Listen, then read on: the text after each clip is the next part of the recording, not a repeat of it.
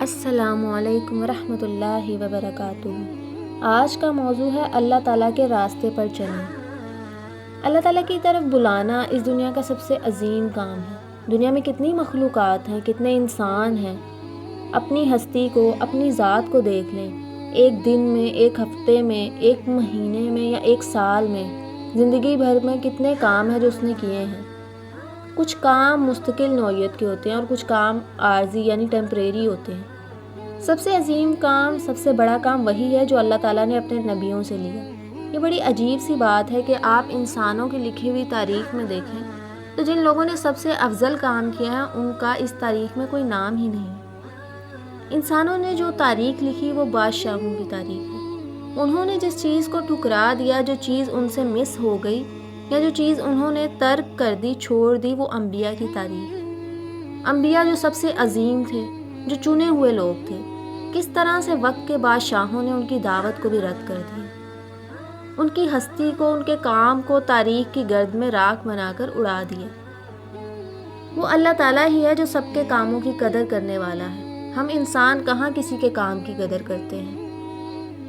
اور تاریخ کے آخری دور میں جب حضرت محمد صلی اللہ علیہ وسلم آئے تو اللہ رب العزت نے وعدہ دیا۔ سورہ حجر کی آیت نمبر 9، بے شک ہم ہی نے اس ذکر کو نازل کیا ہے اور بلا شبہ ہم ضرور اس کی حفاظت کرنے والے ہیں۔ تو اللہ پاک نے اس پیغام کو محفوظ کر دیا۔ صرف پیغام کو محفوظ نہیں کیا بلکہ پیغام دینے والے کی پوری حیات کو بھی اللہ تعالیٰ نے محفوظ کر دیا۔ آج اگر ہم انبیاء کی تاریخ دیکھنا چاہیں تو ہمیں اسی قدر معلوم ہوتا ہے جو کچھ اللہ تعالیٰ نے اپنی کتاب یعنی کہ قرآن مجید میں ہمیں بتا دیا۔ اس کے علاوہ ان کی زندگی کے بارے میں جاننے کا کوئی اور سورس یا ذریعہ ہمیں نظر نہیں آتا۔ لیکن آخری پیغمبر محمد صلی اللہ علیہ وسلم کا دور جب آیا تو ان کی پوری حیات کو اللہ تعالیٰ نے کیسے ریکارڈ کروا دیا، کیسے محفوظ کروا دیا۔ جانتے ہیں اس مقصد کے لیے کتنی بڑی تعداد پر اللہ تعالیٰ کا احسان ہوا۔ اللہ پاک نے عربوں کو اس مقصد کے لیے غیر معمولی حافظہ دیا۔ ان کی خواتین بھی اور عام خواتین 80 ہزار شعر یاد کر لیتی تھیں۔ سوچیں قرآن حکیم میں آیات کی تعداد 6666 کے قریب ہے تو 80 ہزار اشعار کا مطلب ہے کہ وہ کتنا بڑا ذخیرہ ہوگا جو ان کے ذہنوں میں ہوگا۔ یعنی وہ لوگ جو سنتے تھے اسے یاد کر لیتے تھے۔ اور دوسری بڑی نعمت جو انہیں ملی وہ بیان ہے، یعنی بیان پر وہ قدرت رکھتے تھے۔ وہاں شاعری کے میلے ہوتے تھے اور جو سب سے اچھا شاعر ہوتا تھا، جو ٹاپ پوزیشن پر آتا، تو اسے ملک الشعراء کہتے تھے اور اس کو سارے شاعر سجدہ کرتے تھے، یعنی وہ کلام سے اس قدر محبت رکھنے والے لوگ تھے۔ دو چیزیں بڑی اہم ہیں، حافظہ اور بیان۔ ان دو خصوصیات کی بنا پر اللہ تعالیٰ نے اپنے نبی صلی اللہ علیہ وسلم کی زندگی کو بھی محفوظ کر دیا۔ اور بیان کرنے کی وجہ سے مجلسوں میں اور گھر کے اندر معاشرتی زندگی میں ان کا تذکرہ بھی عام کر دیا۔ کیونکہ جو کچھ اللہ تعالیٰ کے رسول صلی اللہ علیہ وسلم نے کہا اس کے بارے میں اللہ رب العزت نے فرمایا اور وہ اپنی خواہش سے بات نہیں کہتا۔ وہ صرف ایک وحی ہے جو نازل کی جاتی ہے۔ آپ صلی اللہ علیہ وسلم اپنی مرضی سے کچھ بھی نہیں کہتے تھے اور جو کچھ آپ صلی اللہ علیہ وسلم ہمیں بیان کرتے تھے اللہ رب العزت نے اس بیان کو اپنا بیان قرار دیا۔ لہٰذا وحی کی وہ صورت تو سب جانتے ہیں جو قرآن مجید میں محفوظ ہے، اور وہ جو تلاوت نہیں کی جاتی وہ بھی وحی ہے، یعنی حدیث رسول صلی اللہ علیہ وسلم، جو رسول اللہ صلی اللہ علیہ وسلم کا کلام ہے یا آپ صلی اللہ علیہ وسلم کا جو فعل ہے۔ اور چونکہ انسان کی باڈی لینگویج بھی ہوتی ہے، اس وجہ سے جس نے کسی تاثر کو دیکھا، کسی کام کو کرتے ہوئے دیکھا، وہ بھی محفوظ کر لیا گیا۔ وہ حافظے کتنے بے مثال تھے جنہیں رسول اللہ صلی اللہ علیہ وسلم کی پوری حیات سمائی ہوئی تھی۔ پھر آپ صلی اللہ علیہ وسلم نے کسی کو کوئی کام کرتے ہوئے دیکھا، وہ کام اچھا پازیٹیو تھا یا وہ کام اچھا نہیں تھا، اور آپ صلی اللہ علیہ وسلم نے اسے اپریشیٹ کیا، اس کی تعریف کی، اسے برا قرار دیا یا خاموش رہے، وہ سب کچھ بھی محفوظ کر لیا گیا۔ اللہ تعالیٰ کا جو حفاظت کا وعدہ ہے وہ صرف اللہ تعالیٰ کے کلام کے ساتھ نہیں ہے بلکہ نبی صلی اللہ علیہ وآلہ وسلم کے کلام کے ساتھ بھی ہے۔ اللہ تعالیٰ نے آخری دور کے آخری پیغمبر کی پوری حیات محفوظ کروا دی۔ سوچئے کتنا بڑا کام ہے۔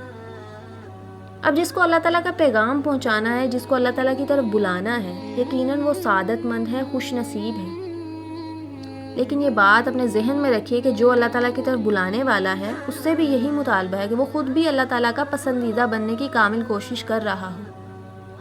کامل کوشش سے انسان اچانک اللہ تعالیٰ کا 100% پسندیدہ تو نہیں بن سکتا، لیکن اس راستے پہ ضرور چل سکتا ہے جس راستے پہ چلنے کے لیے اللہ تعالیٰ نے ہمیں حکم دیا ہے۔ میں سمجھتی ہوں کہ سب سے پہلے جن چیزوں کو جاننا چاہیے وہ یہ ہے کہ یعنی اس کام کا مقصد کیا ہے اور اس کا ہدف نشانہ کیا ہے، کیونکہ جب تک یہ باتیں پورے طریقے سے ذہن نشین نہیں ہو جاتی انسان اس کام کو اپنی ذمہ داری سمجھ کر قبول کر ہی نہیں سکتا۔ سادہ سی بات ہے، گھر میں بیٹھی ہوئی ایک لڑکی اگر کھانا بنانا سیکھنا چاہتی ہے تو اسے کھانے کے برتنوں اور جن چیزوں سے کوئی کھانا بننا ہے اس کے طریقہ کار کو سیکھنا پڑتا ہے۔ ایسا نہیں ہو سکتا کہ وہ کھانا بنانے کے عمل سے ناواقف ہو یا انگریڈینٹ سے ناواقف ہو، اس کے برتنوں سے ناواقف ہو اور وہ کھانا بنانے کے لیے قابل ہو جائے۔ یہی مثال اللہ تعالیٰ کی دعوت کی ہے۔ ایک داعی ایک دعوت دینے والے کو اپنے برتن سے بھی واقف ہونا ہے، اور وہ برتن ہے اس کا دل، اس کا ذہن، یعنی اس دل میں اللہ تعالیٰ کے لیے کتنی محبت ہے یا اس کے ذہن میں اللہ تعالیٰ کے کتنے احکامات ذہن نشین کر چکا ہے۔ اس دل کے بارے میں اللہ کے رسول صلی اللہ علیہ وسلم نے فرمایا، تمام دل اللہ رحمان کی 2 انگلیوں کی گرفت میں ہے۔ جب وہ دلوں کو سیدھا کرنا چاہتا ہے سیدھا کر دیتا ہے، اور جب وہ ٹیڑھا کرنا چاہتا ہے تو ٹیڑھا کر دیتا ہے۔ اس سے ہمیں پتہ لگتا ہے کہ رحمان کس طرح اس قلب پہ اثر انداز ہوتا ہے۔ آپ صلی اللہ علیہ وسلم ہر وقت دعا کرتے تھے، اے دلوں کو پھیرنے والے میرے دل کو اپنے دین پر جما دے، مجھے مستقل مزاجی دینا، استقلال دینا، استقامت دینا کہ میں اس دین پر قائم رہ سکوں۔ اس کا مطلب کیا ہوا؟ اس کا مطلب یہ ہے کہ پہلی بات جو اس برتن کے بارے میں ہمارے سامنے آتی ہے وہ یہ ہے کہ یہ برتن ایسا ہے جس کے اندر کوئی چیز نہ ٹھہر سکتی ہے نہ نکل سکتی ہے۔ اس پر انسان پوری طرح قادر نہیں ہے، قدرت نہیں رکھتا، پھر بھی محنت تو اسے ہی کرنی ہے۔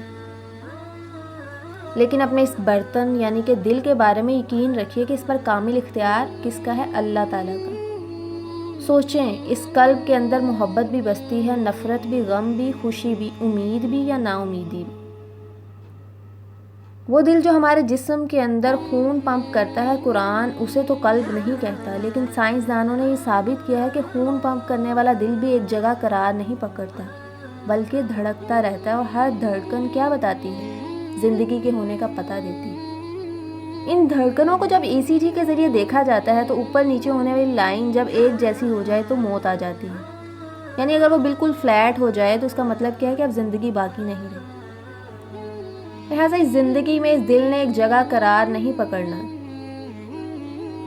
آپ میں سے اکثر لوگ اس بات پہ پریشان ہوتے ہیں کہ ہم ارادے باندھتے ہیں وہ ٹوٹ جاتے ہیں، حالانکہ اسی سے تو پتہ چلتا ہے کہ وہ اللہ تعالیٰ ہے۔ جیسے سیدنا علی رضی اللہ تعالیٰ عنہ نے کہا تھا کہ میں نے اپنے ارادوں کے ٹوٹنے سے اپنے رب کو پہچانا۔ آپ کو اللہ تعالیٰ کی پہچان کہاں سے ملے گی؟ اس کا سائن، اس کی پہچان آپ کا قلب ہے جو آپ کے اختیار میں نہیں ہے۔ یہ دل کی بستی اللہ تعالیٰ کی بستی ہے، اور اگر ہم اس میں کسی اور کو بسائیں گے تو منہ کی کھائیں گے، کبھی قرار نہیں پکڑیں گے اور کبھی بھی ہمیں اطمینان نہیں آئے گا، کیونکہ اس نے ہمیں بنایا ہے، اور اس دل کے اندر بسنے والی سب سے زیادہ قیمتی چیز اللہ تعالیٰ کی یاد ہے۔ اگر ہمیں اللہ کے راستے پر چلنا ہے تو اللہ تعالیٰ کی یاد کو اپنے دل میں بسانا ہوگا، اپنے ذہن کو اس کے احکامات کے مطابق چلانا ہوگا، تب جا کر ہم اللہ تعالیٰ کے راستے پر چل سکیں گے اور اللہ تعالیٰ کی محبت ہمیں حاصل ہو سکے گی۔ امید کرتی ہوں کہ آج کے لیکچر سے کوئی نہ کوئی بات آپ کو ضرور سمجھ آئی ہوگی۔ دعاؤں میں یاد رکھیے گا۔ جزاک اللہ خیرا کثیرا۔ السلام علیکم ورحمۃ اللہ وبرکاتہ۔